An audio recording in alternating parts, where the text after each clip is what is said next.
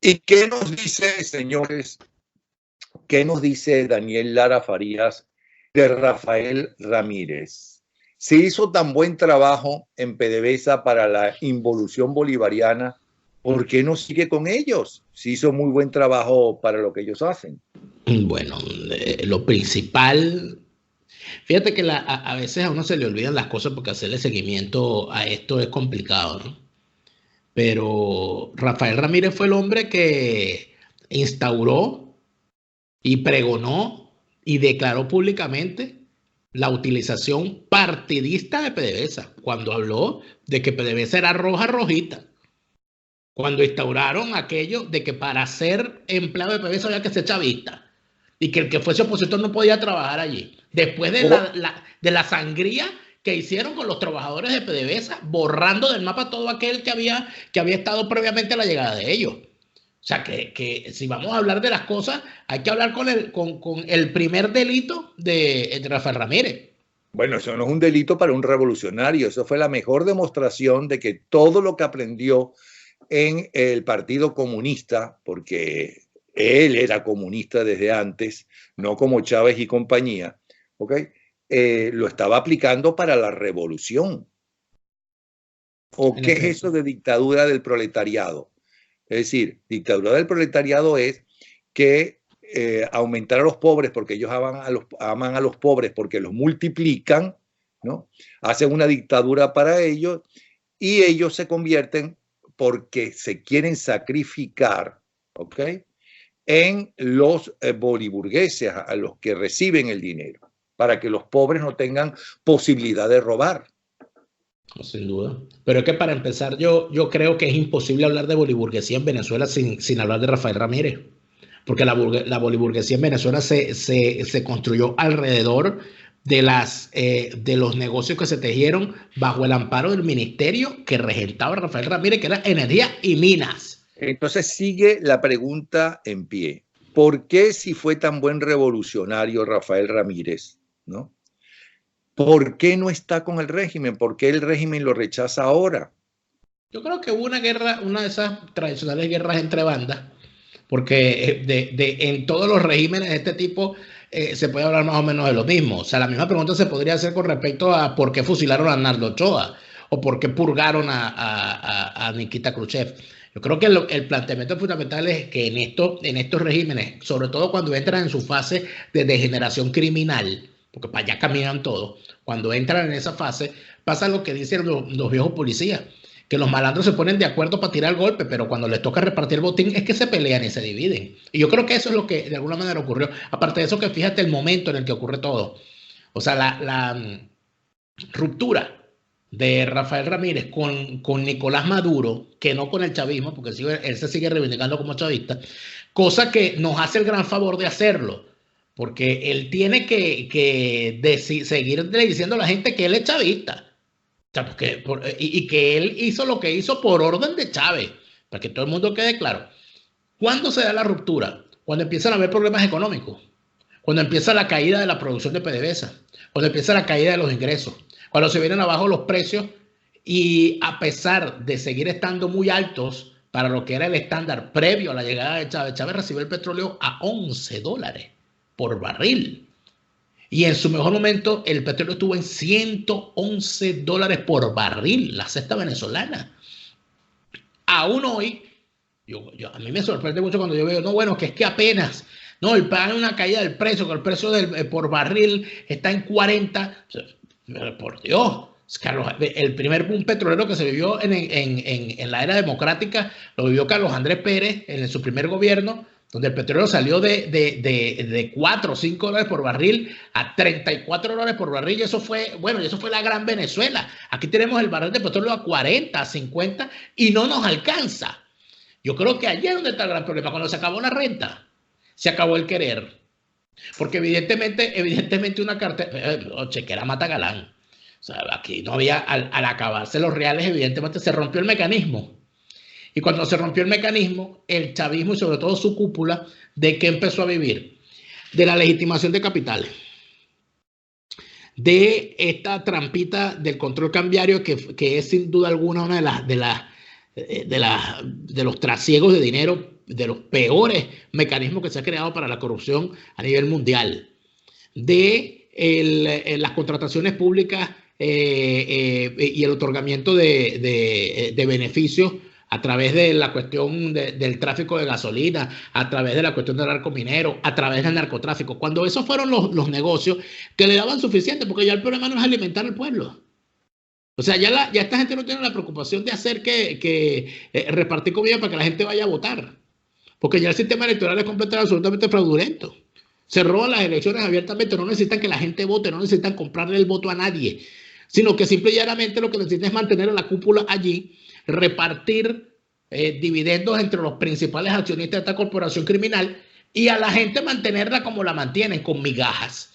En tal sentido, ya no hace falta tener los ingresos con un barril de petróleo a 115 dólares por barril, con una producción petrolera de más de 3 millones de dólares. Ya eso no le hace falta al chavismo, porque el chavismo lo único que necesita es el dinero para mantenerse ellos. Por eso es que la gente se muere de hambre. Cada quien tiene que resolver su problema y mira por dónde vamos ya, ¿no? Ahora, si tú tuvieras que hacer el top 5 de los grandes delincuentes de la involución bolivariana, ¿a quiénes pondría? ¿Cuál sería tu top 5 y por qué? Mira, yo en primer lugar, sin discusión alguna, pondría a Hugo Chávez. Porque más allá de que la gente pueda decir o sentir que, bueno, que no vieron a Hugo Chávez robándose un centavo, toda esta desgracia, todos estos negocios, todo este sistema donde la corrupción era un mecanismo de compra de lealtades, esto es creación de Hugo Chávez. Fue Hugo Chávez que creó, por tanto, el primero es él.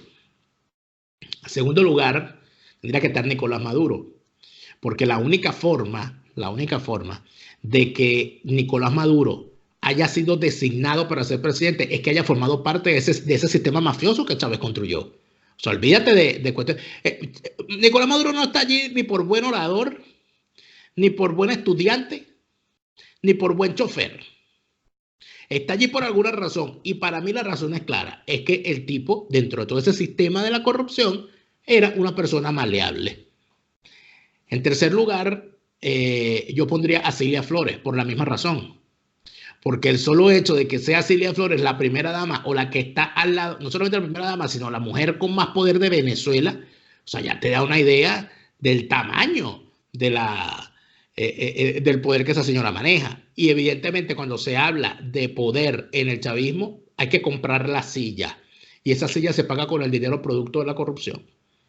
En cuarto lugar, yo pondría a Diosdado Cabello, por la misma razón que los anteriores, porque una persona que no esté dentro del mecanismo de la corrupción no sobreviviría a un sistema como este. De hecho, creo que eso es lo que podría explicar la salida de tantos personajes del chavismo, porque evidentemente al no haber estado a no ser potables para ese mecanismo criminal, evidentemente salen del camino. Y en quinto lugar, yo pondría precisamente a Rafael Ramírez, porque Rafael Ramírez fue el ejecutor número uno de la toma y captura y utilización de PDVSA como instrumento fundamental del financiamiento del chavismo nacional e internacionalmente. Y además de eso, recuerda que él en determinado momento tuvo el cargo de vicepresidente del área económica. O sea que inclusive sus responsabilidades llegaron más allá. Yo creo que si bien es muy difícil hacer un top 5, yo creo que esos son los principales. Por supuesto, no quiere decir que los que no nombré sean unas castas palomas, hijos del Espíritu Santo. Pero lo que sí está perfectamente claro es que dentro de las responsabilidades grandes, dentro de los rostros principales de la desgracia, estos 5 que te nombré, para mí tienen un peso lo suficientemente fuerte como para saber que solamente con esas 5 personas que nombré se hubiese evitado por lo menos el 51% de la desgracia que este país ha vivido. Sí, pero siento que esa elección tuya pesó más la política, en la corrupción, en la política y la responsabilidad, perdón, política, que el número y el monto del dinero robado. el dinero robado a los venezolanos. Porque una cosa es robarle a un empresario y es un ladrón quien le roba a quien sea. Y otra cosa muchísimo más grave es robar el dinero de una nación, de un pueblo, y sobre todo si ese pueblo, ¿no?, está pasando trabajo, está pasando hambre. Entonces, en cuanto a cantidad de dinero robado, ¿a quiénes pondrías tú en los primeros lugares? Bueno, lo que pasa es que habría que empezar por saber cuánto se ha robado. Yo creo que eso es incalculable. Porque yo creo, es más, si me preguntas precisamente por el monto de lo robado, yo ni siquiera te diría nombres, diciéndote fulano se robó tanto, mengano se robó tanto, sutaneo se robó tanto. Yo te señalaría responsabilidades puntuales, porque aquí se habla de que de Venezuela se pidieron acaba de señalar las responsabilidades, los no, principales responsables los acaba de señalar. políticos. Sí. Pero aquí se habla de que de Venezuela se birlaron. Los más conservadores hablan de 400.000 millones de dólares en 20 años. Entonces, la gran pregunta es, ¿y cómo se llevaron ese dinero? ¿Lo sacaron en maletas, en bolsitas? ¿Se lo llevó alguien en la cartera? ¿Lo sacaron en un neceser, en no sé cuántos viajes al extranjero? Neceser, se te salió la edad. Pero se nos salió a los dos en todo caso, porque el que reconoció Yo cayó. Lo del neceser lo recuerdo que lo decía mi abuela. No, Rosalía Romero hablaba del neceser, burlándose de los neceser. Pudo ser peor, pude haber dicho chifonier. Pero fíjate algo. El que parte y comparte se lleva la mejor parte. ¿Quiénes fueron los que hicieron posible que todo ese dinero se fuera de Venezuela? Las cabezas del sistema bancario. Fundamentalmente del sector privado. Porque no puede ser. Ya va un momentico. Los máximos responsables tienen un nombre. Los que tenían que administrar ese dinero que no era de ellos, sino de la nación, ¿no? Y utilizaron y corrompieron, o corrompieron aún más, si ya estaban corrompidos, a un montón de personas que no estaban, ¿no?, en la obligación de defender el dinero de los venezolanos. Claro que tiene que haber empresarios y claro que tiene que haber ese tipo de vagabundos, pero los primeros responsables es quien le ofreció ese dinero a esos vagabundos. Y ya te nombré a 5 personas, pero no puedes hablar de los responsables políticos y del que se robó el dinero sin hablar del aguantador, porque nosotros sabemos que no solamente el que se roba los reales, sino el que lo ayuda a que lo esconda. Y entonces aquí estamos hablando de un sistema bancario donde nosotros vimos pasar a una persona como Juan Carlos Escotet de ser un banquero de mediano nivel en los años 90 para pasar a ser en este momento el hombre más rico de Venezuela según la revista Forbes, por encima de las fortunas de Lorenzo Mendoza y Gustavo Cisneros juntas. ¿Cómo ocurrió ese milagro de que una persona en el mismo periodo que el país quebró, él multiplicó su fortuna hasta convertirse en el hombre más rico de Venezuela según la revista Forbes? O sea, a nadie le llama la atención eso. A mí me llama muchísimo la atención. Yo quisiera saber, no porque le tenga envidia, yo quiero saber cuál es su secreto. Debería venderlo. Escribió un libro. Pero cómo salvarse. Un libro como el de Yacoca, a lo mejor es un bestseller. Bueno, debería contar cómo hizo él para en medio de la quiebra. Superaría las ventas de los libros de Ocmandino. El vendedor más grande del mundo.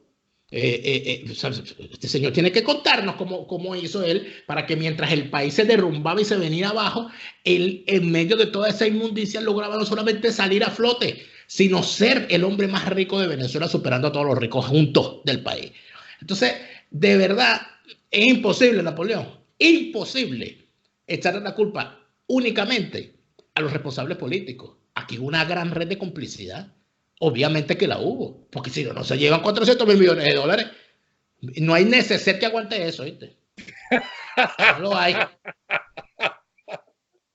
Ahora una cosa, la mayoría de toda esa gente que tú hablas no militaban en el Partido Comunista, pero Rafael Ramírez sí, y Asdrúbal Chávez también. ¿Cómo se interpreta y cómo se entiende eso frente a la filosofía, a la forma de hablar, a las proposiciones que hacen los comunistas y el Partido Comunista para los pobres y en contra del capitalismo? Bueno, porque acuérdate que lo que fundamentalmente se hizo, acuérdate que el gran problema de Venezuela es esa, de la cual no han escapado desde que apareció el petróleo en Venezuela y la inmensa renta que deja. Todo el que llega al poder considera que mantenerse en el poder le permite distribuir la renta, y que si distribuye la renta, el que parte y reparte queda la mejor parte, y el poder no me saca a nadie.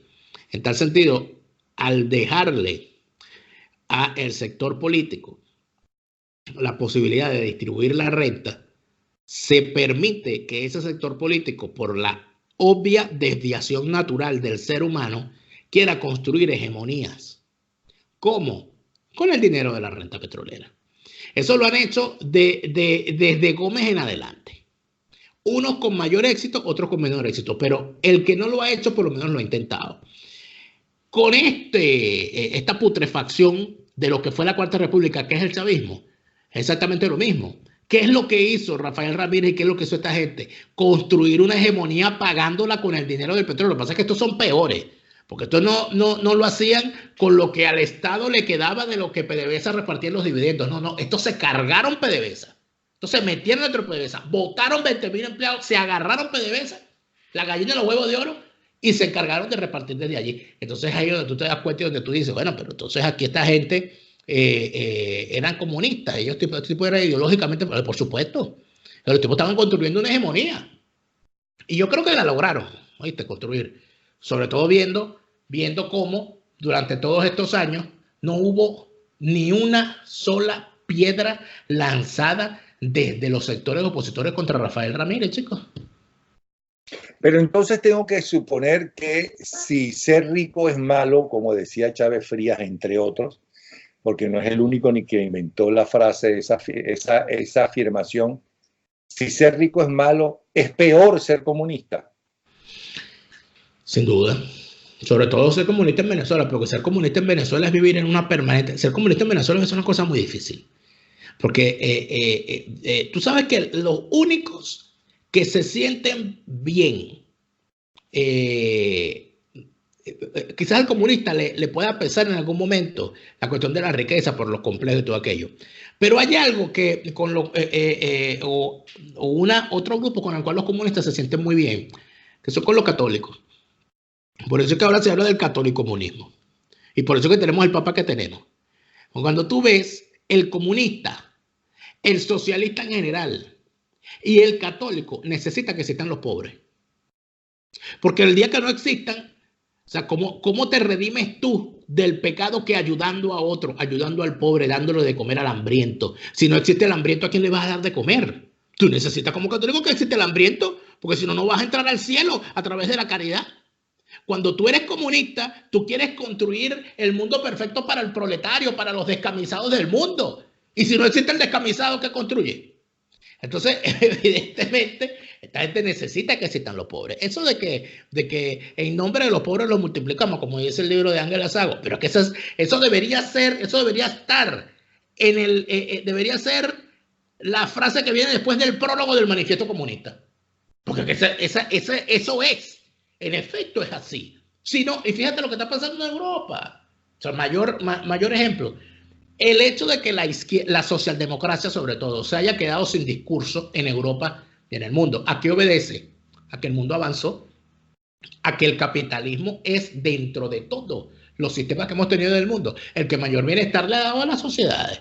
Que tiene imperfecciones y que sigue habiendo pobreza, la sigue habiendo. Pero cuando usted ve que hay un estado de bienestar en Europa, en el cual no hay los problemas que hay son excepciones y no reglas, en el cual aquellos cuentos de los niños hambrientos que estaban obligados en Inglaterra a trabajar en las minas de carbón y que no veían la luz del sol ni iban a la escuela, tal, eso ya no existe en Europa. O sea, aquí no hay ningún movimiento para rescatar a niños mineros en ninguna parte de Europa. Esa no es la preocupación aquí. Aquí las preocupaciones son otras.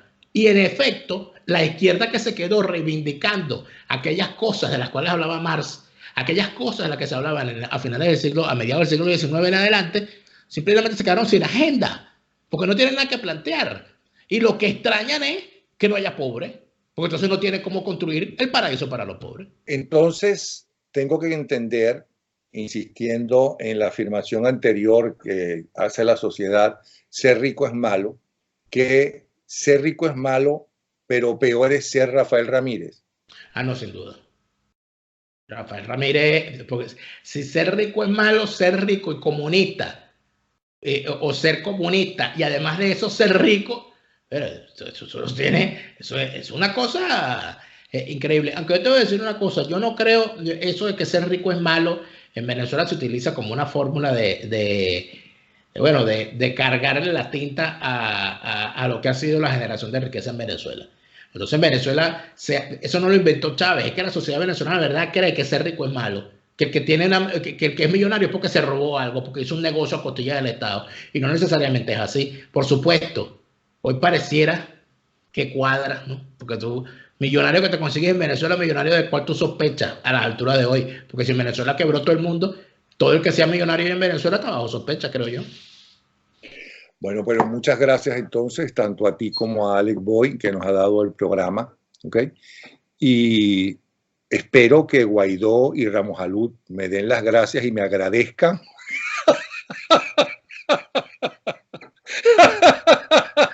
No voy a caer en provocaciones, de verdad. Hoy te metí por otro tema. Un abrazo, ok, gracias de verdad. Hasta luego, Daniel. Muchas gracias.